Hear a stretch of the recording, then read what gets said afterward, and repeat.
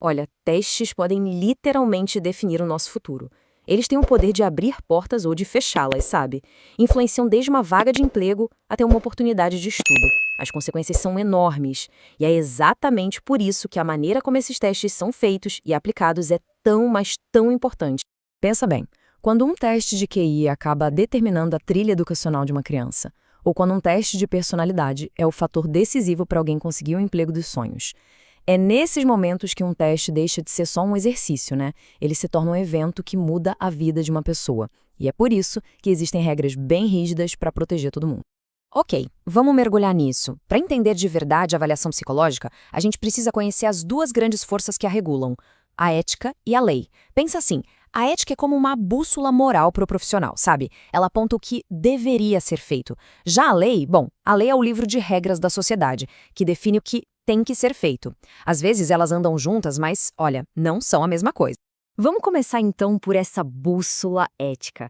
Ela é tipo o código de conduta interno de um profissional. São os princípios morais que guiam os psicólogos, garantindo que as ações deles sejam sempre responsáveis e que, acima de tudo, busquem o bem-estar das pessoas. E quem estabelece esses códigos? Geralmente são as grandes organizações profissionais, como a Associação Americana de Psicologia, mais conhecida como APA. E isso não é só uma sugestão, não. É a base da prática responsável que serve tanto para proteger o público quanto a reputação da própria profissão. Agora, o que é fascinante aqui é que a gente consegue ver a essência da ética na psicologia. Estão aí os 5 princípios gerais da APA que são a base de tudo: beneficência, fidelidade, integridade, justiça e o respeito pelos direitos e dignidade das pessoas. E 2 deles, em especial, são absolutamente cruciais para a forma como os testes são aplicados. O princípio da justiça, isso aqui é fundamental. Ele quer dizer que todo mundo, sem exceção, deve ter a mesma chance de acessar e se beneficiar da psicologia. Na prática, isso significa lutar contra qualquer tipo de viés e garantir que os testes sejam justos, sem favorecer ou prejudicar alguém por motivos que não têm nada a ver com o que está sendo avaliado. E esse outro princípio protege a autonomia da pessoa. Ele garante que quem está sendo avaliado seja tratado com dignidade, que a sua privacidade e o sigilo sejam respeitados e, o mais importante, que a pessoa tenha o direito de tomar as próprias decisões, ou seja, de ter autodeterminação. Beleza, já entendemos a bússola moral, agora vamos para o mapa das regras. A gente está saindo do que é recomendado pela ética e entrando de cabeça no que é exigido pela lei. Pois é, enquanto a ética guia o profissional por dentro, as leis oferecem uma proteção concreta para todo mundo por fora. Elas existem para garantir que os direitos das pessoas não sejam violados, principalmente nessas situações de alto risco, como um processo seletivo ou uma avaliação na escola. E essa linha do tempo é incrível, porque ela conta uma história. A gente vê a evolução dessas proteções. Começa lá com a Lei dos Direitos Civis, em 1964, um marco contra a discriminação. Aí passa por leis que garantiram direitos a pessoas com deficiência, como o Rehabilitation Act e o ADA, e chega até em leis que protegem a privacidade dos estudantes, tipo a FERPA. Cada uma delas foi um passo gigantesco para tornar os testes mais justos. Mas, sabe, leis e princípios éticos no papel são uma coisa. O lugar onde eles são realmente testados, onde a gente vê o que significam na vida real, é nos tribunais. Vamos dar uma olhada num caso que, sério, mudou as regras do jogo. Griggs contra Duke Power. A história é o seguinte: a empresa exigia diploma de ensino médio e nota mínima em teste de inteligência para vagas que, na verdade, não precisavam de nada disso. O resultado?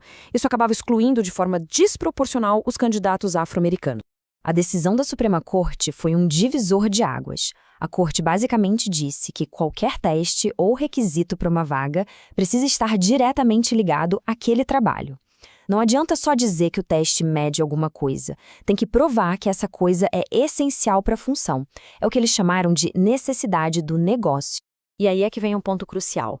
Esse caso estabeleceu na lei o conceito de impacto adverso. O que isso quer dizer? Que uma prática pode ser considerada ilegal e discriminatória mesmo que não tenha existido a intenção de discriminar.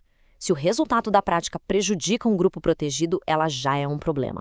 Tá, mas como se mede isso na prática? Para não ficar só na teoria, a Comissão de Oportunidades Iguais de Emprego dos Estados Unidos, a EEOC, criou uma ferramenta bem prática, a regra dos 4/5, ou 80%. É uma diretriz simples para ajudar a identificar se o impacto adverso pode estar acontecendo. Olha só como funciona.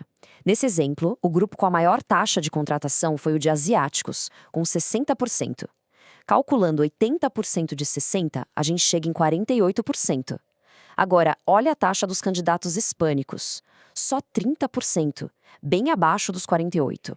Isso não prova discriminação, mas com certeza acende um alerta vermelho, sabe? Sinaliza que a empresa precisa justificar muito bem essa prática de seleção. Certo. Já falamos de ética, de leis, de um caso histórico, mas, no fim do dia, o que tudo isso significa para quem vai lá e faz um teste? Vamos focar agora nos direitos de quem é avaliado e nos deveres de quem aplica o teste. Basicamente, um teste justo se apoia em alguns pilares. Primeiro, o profissional tem que ser competente para aplicar aquele teste. Segundo, a pessoa precisa dar seu consentimento informado, ou seja, saber para que serve a avaliação. Ela também tem o direito de saber os resultados. A confidencialidade é sagrada e a segurança do teste em si precisa ser garantida para ele continuar válido. E vale sempre lembrar, a lei oferece proteções muito fortes. Isso inclui o direito a adaptações para pessoas com deficiência, o direito à privacidade dos registros escolares e, principalmente, a proteção contra qualquer tipo de teste discriminatório. No final das contas, o objetivo da ética e da lei, juntas, é bem simples, né?